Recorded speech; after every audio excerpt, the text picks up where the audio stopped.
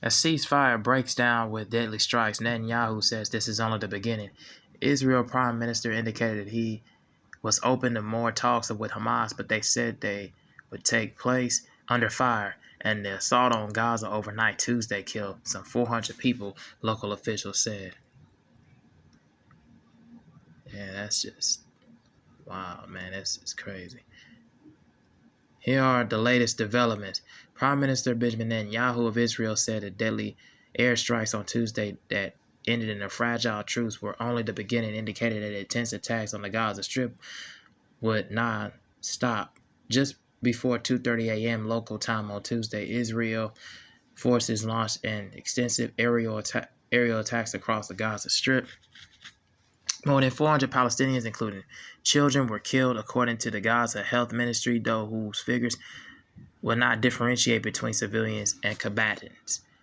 The attacks followed weeks of fruitless negotiations aimed at the extensive fragile ceasefire, which paused 15 months of devastating fighting in the territory. Israel and Hamas were supposed to be holding talks under truce second phase, which would end the war and free more hostages, but has seen little progress. From now on, negotiations will be led under fire, Mr. Netanyahu said in his address, suggesting that the talks will potentially continue, but Israeli attacks on Hamas would not stop. Hamas accused Israel of deciding to overturn the ceasefire, the agreement exposing the hostages taken from Israel and being held in Gaza to an unknown fate.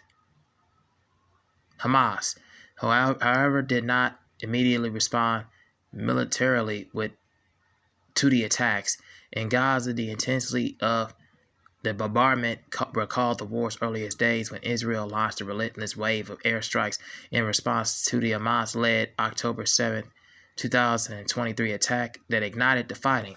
All of Gaza shook, said Ruiz Sawari, a resident of Gaza City in the north, who awoke the sound of explosions followed by a rush of ambulances.